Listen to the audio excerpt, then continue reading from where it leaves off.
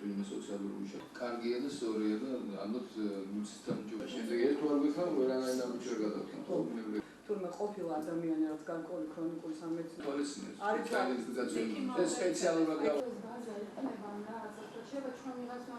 ანუ საუბარი არის იმაზე რომ სახლები გვაქვს დიდი ოთახი, სადაც შეგვიძლია რომ ეს ამ აქტივობების დროს ამ ბავშვებისთვის უზრუნველყოფილი. შედგა შეხვედრა არასამთავრობო სექტორის წარმომადგენლებთან, რომლებმაც გამოხატეს სოლიდარობა დაზარალებულების მიმართ. ჩვენ მართლაც დიდი მადლობელი ვართ ყველასი, ვინც ეხმარება ხელისუფლებას ამ პრობლემების მოგვარებაში. რაც შეეხება უშუალოდ ჯანდაცვის სამინისტროს, მიუხედავად უქმე დღეებისა, სამინისტრო სრულ მზადყოფნის რეჟიმშია, მობილიზებულია სამედიცინო კლინიკებიც.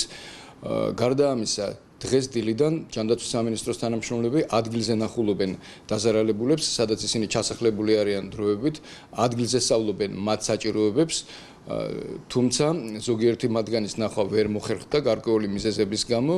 ჩვენი თხოვნა იქნება ეს მოქალაქეები, დაზარალებულები, ისინი ვისაც ესაჭიროებათ დახმარება, დაგვიკავშირდნენ სამინისტროს ცხელ ხაზზე, შეგახსენებთ ნომერს 1505 ზარი უფასოა.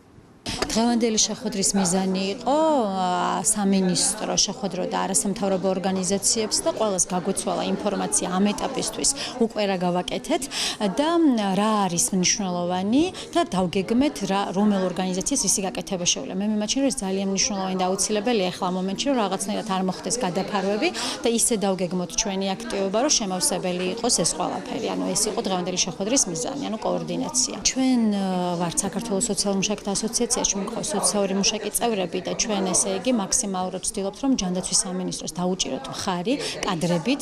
ჩვენი სოციალური მუშაკები არიან მობილიზებული როგორც დამატებითი ძალა სოციალური მომსახურების სააგენტოსთვის და მზადა ვართ რომ ჩავერთოთ ამ ოჯახების პირველადი საჭიროების შეფასებაში. ოღონდ რა თქმა უნდა ეს პროცესი კოორდინირებული იქნება ერთობლივად სოციალური მომსახურების სააგენტოსთან.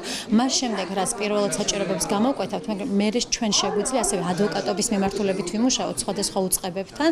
იქნება ეს არასამთავრობო სამოქალაქო სექტორი თუ კერძო სექტორი ამ ადამიანების საჭიროებების დაკმაყოფილებაში რომ დავეხმაროთ სახელმწიფოს, ანუ აქაც მაქსიმალურად ვეცდებით რომ აქტიურად ვიმუშაოთ. დღევანდელ შეხვედრაზე წარმოვადგენდი საქართველოს ფსიქოტრაუმის საზოგადოებას.